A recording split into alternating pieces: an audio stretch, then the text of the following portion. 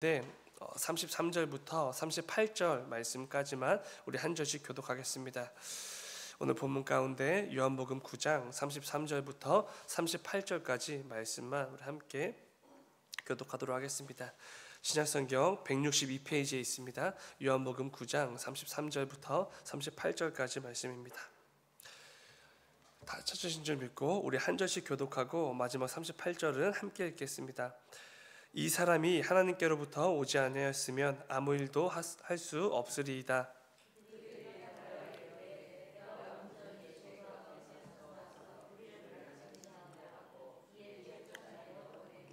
예수께서 그들이 그 사람을 쫓아냈다 하는 말을 들으셨더니 그를 만나사 이르시되 네가 인자를 믿느냐?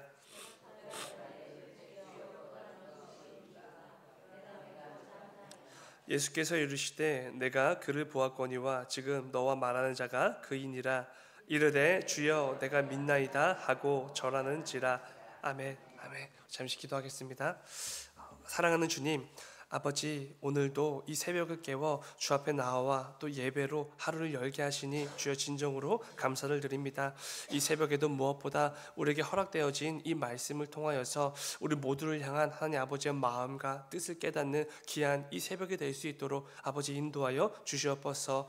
이를 통하여서 오늘 하루도 그냥 살아내는 하루가 아니라 주께서 허락해 주신 그 말씀을 붙들고 말씀의 능력을 힘입어 살아내는 하루가 될 수 있도록 아버지 인도하여 주시옵소서. 이 새벽에도 부족한 종의 모든 것들은 감추시고 오직 하나님 아버지의 마음과 뜻이 선포되는 귀한 말씀의 시간 될 수 있도록 주님 인도하여 주시옵소서. 주님 감사합니다. 거룩하신 예수님의 이름으로 기도드렸습니다. 아멘. 여러분 감기 조심하시기 바랍니다. 제가 먼저 감기에 걸려서 너무 죄송하고요. 감기 걸린 목소리로 또 설교하게 돼서 너무나 송구스럽습니다. 여러분들도 감기 조심하시기 바랍니다. 오늘 함께 읽은 말씀을 가지고 진정한 믿음, 이런 제목으로 함께 말씀 나누도록 하겠습니다. 오늘 본문도 이 요한복음에 있어서 굉장히 중요한 본문 중에 하나인데요. 예수님이 행하셨던 그 많은 표적 중에 하나의 표적에 대해서 말씀하고 있습니다. 어머니 뱃속에서부터 날 때부터 맹인으로 태어난 한 사람의 눈을 예수님께서 고쳐주셨고 맹인이 눈을 뜨는 그 역사를 예수님께서 행하셨습니다. 우리가 오늘 함께 읽지는 않았지만 오늘 본문에 속했던 맹인의 고백처럼 맹인도 잘 알고 있었습니다. 창세 이후, 그러니까 하나님께서 이 세상을 창조하신 이후에 사람이 날 때부터 맹인이었는데 그런 맹인의 눈을 뜨게 했던 역사가 단 한 번도 없었습니다. 그런데 그 놀라운 역사를 오늘 본문에서 예수님께서 행하신 것이지요. 그렇기에 이 예수님은 다른 선지자들이나 종교 지도자들과는 다른 분이라는 것이 분명히 드러나게 됩니다. 특별히 하나님께서 보내신 메시아라는 게 확연하게 표가 나는 그런 기적이었습니다. 오늘은 이 본문 말씀을 통해 은혜를 나눠보고자 합니다. 오늘 본문은 이렇게 시작이 됩니다. 1절과 2절. 예수께서 길을 가실 때에 날 때부터 맹인된 사람을 보신지라. 제자들이 물어 이르되 라삐여, 이 사람이 맹인으로 난 것이 누구의 죄로 인함이니이까? 자기니이까 그의 부모니이까? 예수님과 제자들이 길을 가다가 태어날 때부터 맹인으로 태어난 이 사람을 보게 됩니다. 그래서 제자들이 곧바로 이렇게 묻지요. 이 사람이 맹인으로 태어나게 됐는데 그 죄가 이 자의 부모 때문입니까? 아니면 이 자의 죄 때문입니까? 이렇게 묻는 것입니다. 당시 사람들은 무지했지만 무지하게도 태어날 때부터 어떤 병을 가지고 태어나면 그 병은 죄의 결과라고 당연히 생각을 했습니다. 특별히 부모가 저지른 그 죄가 이 자녀에게 상속되어서 이 자녀가 끔찍한 병을 가지고 태어났다, 이렇게 생각을 한 것이지요. 구약 성경을 잘못 해석한 유대인들의 대표적인 무지함 중에 하나였습니다. 그러다 보니 태어날 때부터 맹인으로 태어난 이 사람은 당연히 다른 사람들로부터 안 좋은 시선을 받으면서 자랐습니다. 그리고 안 좋은 말과 손가락질과 비난도 받았겠지요. 지 부모가 얼마나 큰 죄를 지었으면 자식이 맹인으로 태어났을고 이렇게 혀를 차는 소리도 정말 많이 들었을 것입니다. 중요한 것은 예수님의 생각은 다르셨다는 것이죠. 이어지는 3절입니다. 예수께서 대답하시되 이 사람이나 그 부모의 죄로 인한 것이 아니라 그에게서 하나님이 하시는 일을 나타내고자 하심이라.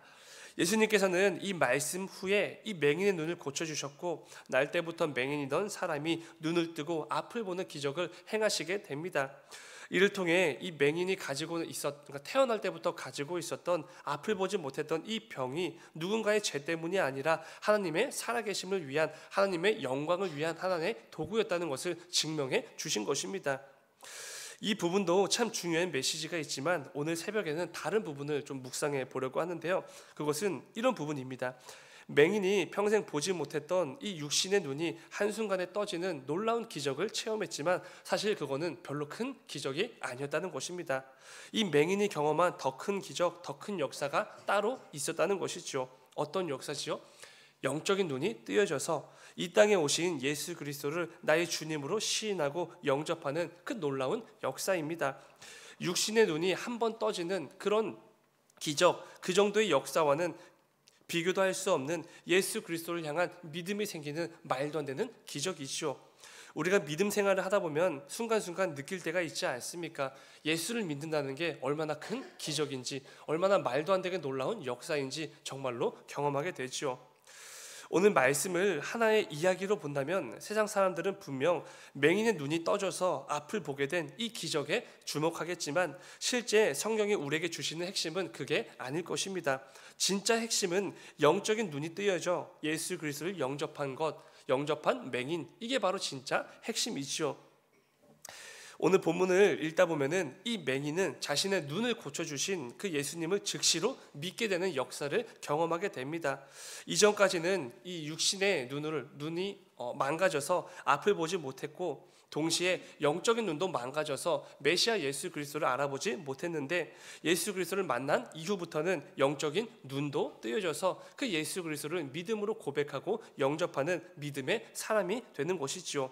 그래서 이 맹인은 이렇게까지 고백합니다. 오늘 본문 33절입니다. 이 사람이 예수 그리스도가 하나님께로부터 오지 아니하였으면 아무 일도 할 수 없으리이다. 예수님께서 그냥 이 땅에 오신 어떤 선지자와 같은 그런 사람이 아니라 하나님께서 보내심으로 이 땅에 오신 메시아라는 것을, 즉 이 맹인이 고백을 하고 있는 것입니다. 그리고 이어지는 38절을 보면 이렇게도 고백을 하지요. 38절 이르되 주여 내가 믿나이다 하고 절하는지라. 이 맹인은 단지 육체의 눈을 뜬 것이 아니라 영적인 눈도 함께 뜨여졌습니다. 그래서 이전까지는 보지 못했던 그 예수 그리스도를 보게 되었고 내 삶의 주로 시인하며 영접하게 된 것입니다. 그런데 여러분 중요한 것은 오늘 주목해 볼 부분은요, 이 맹인이 예수님을 향해 믿음으로 고백하지 않습니까? 내 주라고 시인도 합니다. 그런데 이 믿음의 고백이 절대로 쉬운 결정은 아니었다는 것입니다. 내 눈을 고쳐줬으니까 그 기적을 맛보고 이 예수를 내 구주로 영접했다, 내 주로 시인했다, 얼마든지 이렇게 생각할 수 있겠지만 그 당시 상황은 절대로 그렇지가 않았다는 것이지요. 왜냐하면 이미 이 유대교에서 예수를 그리스도로 시인하는 모든 자들을 유대교에서 출교시키기로 결의를 했기 때문에 그렇습니다. 출교 그 정도 가지고 라고 생각하실 수도 있겠지만 유대인들에게 이 유대교로부터 출교당한다라는 것은 상상 이상의 고통과 두려움이었습니다. 기본적으로 이 출교라는 것은 아무나 출교를 당하는 게 아니라 마치 낙인과도 같아서 하나님을 부인하고 하나님을 배반한 배교자들에게 찍혔던 낙인 중에 하나입니다. 우리가 내가 다니는 이 교회에서 어떤 문제를 일으켜서 출교를 당하는 그런 징계가 있지 않습니까? 그래서 이 교회에서 출교당해서 다른 동네에 있는 다른 교회로 간다, 그 정도로 생각하시면 절대로 안 됩니다. 유대인들에게 출교라는 것은 신을 부인하고 신의 권위에 도전하다가 낙인 찍혀버린 그런 미련한 배교자들에게 행해지던 처벌이었습니다. 평생 동안 신을 부인하고 특별히 하나님을 부인하고 하나님을 배반했던 그런 배신자로 배교자로 낙인 찍혀서 살아가야 되는 것, 그게 바로 출교였던 것이지요. 또한 이 유대인들에게 이 출교가 정말 큰 두려움이었던 이유 중에 하나가 모든 인간관계가 단절이 되었기 때문에 그렇습니다. 유대인들은 유대교 중심으로 모든 인간관계가 이루어져 있지요. 유대교를 떠나서는 유대인이라면 아무런 인간관계도 맺을 수가 없었던 것입니다. 그래서 모든 사회적 활동이 유대교를 떠나선 불가능했던 것이지요.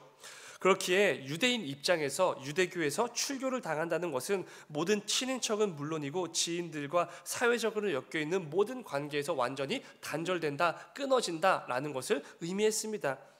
여러분, 유대인들의 삶은 크게 하나님 그리고 유대교 공동체 이 두 가지가 전부이지 않습니까? 그런데 이 출교라는 징계는 이 두 가지가 전부 끊어진다는 것을 의미하는 것이죠. 그렇게 출교당하게 되면 말 그대로 일상이 무너지게 됩니다. 매일 매순간 당연하게 여겨졌었던 그 모든 일상들이 하루아침에 전부 사라지게 되는 것이지요. 이게 바로 오늘 본문에서 맹인이 예수님을 그리스도 나의 구주로 시인하며 믿음으로 고백했을 때 그 당시의 상황이었던 것입니다. 맹인이 예수님을 향해 했었던 이 믿음의 고백으로 인해 그가 받아야 될 고통, 두려움, 불이익, 문제, 상상을 초월했던 것이지요.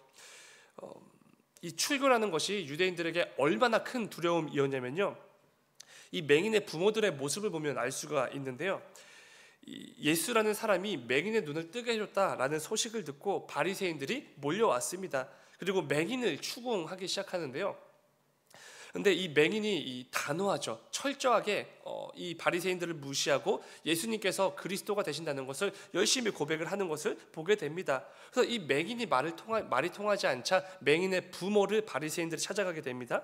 그런데 이것은 다른 이유가 아니라 약간 만일 예수를 그리스도로 영접하고 고백하고 시인하는 낌새가 조금이라도 보이면은 이 맹인과 그의 가족들을 전부 다 출교시키기 위한 작정이었기 때문에 그렇습니다.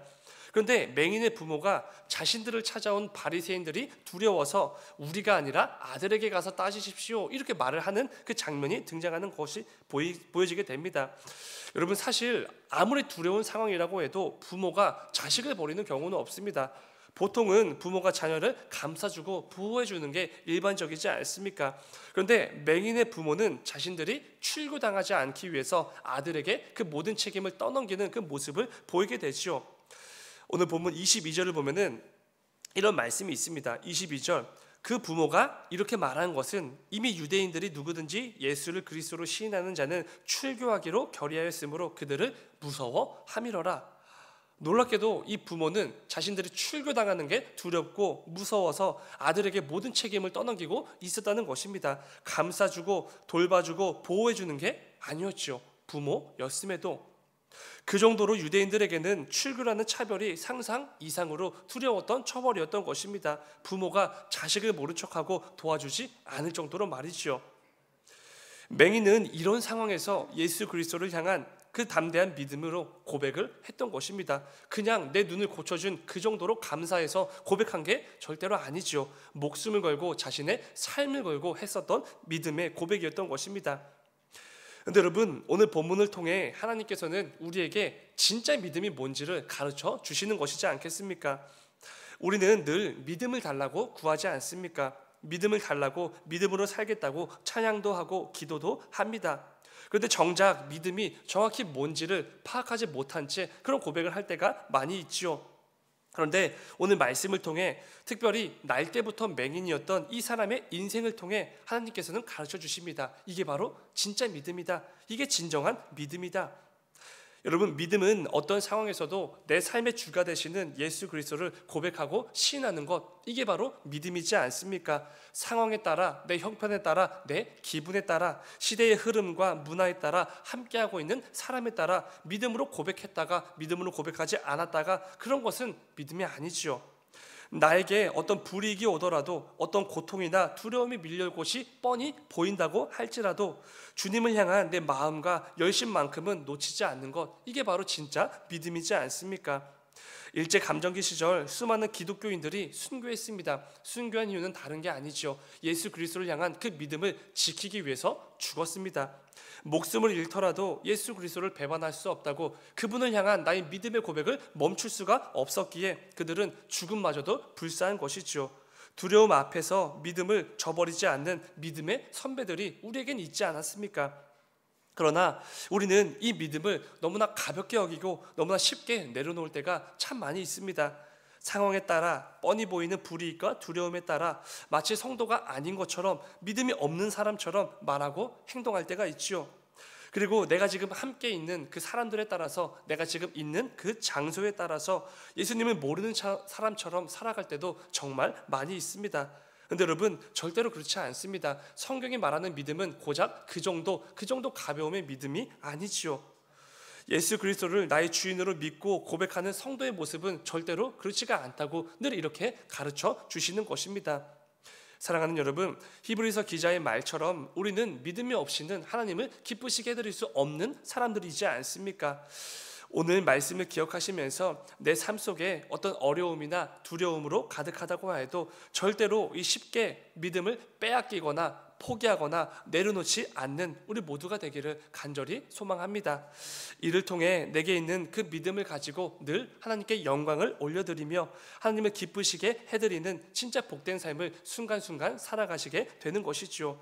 오늘 이 새벽에 기도하실 때 그 진정한 믿음을 내게도 허락해달라고 간구하고 부르짖는 이 새벽이 되시기를 주님의 이름으로 축원을 드립니다. 잠시 기도하겠습니다. 사랑의 주님, 아버지 오늘 말씀을 통하여서 하나님께서 기뻐 여기시는 진정한 믿음이 뭔지를 함께 묵상했습니다. 아버지, 오늘 말씀을 붙들고 오늘 하루도 내가 어디에 있든지 어떤 상황에 처해져 있든지 내가 어떤 기분이든지 누구와 있든지 믿음으로 살아내는 복된 하루가 될 수 있도록 아버지 인도하여 주시옵소서. 이를 통해 오늘 하루도 그 어느 때보다도 하나님께 영광을 올려드리며 하나님께서 기뻐 여기실 만한 열매들을 가득 맺어 나가는 복된 하루가 될 수 있도록 주님 인도하여 주시옵소서. 주님 감사합니다. 거룩하신 예수님의 이름으로 기도드렸습니다. 아멘. 아멘. 너희는 이렇게 기도하라. 하늘에 계신 우리 아버지, 아버지의 이름을 거룩하게 하시며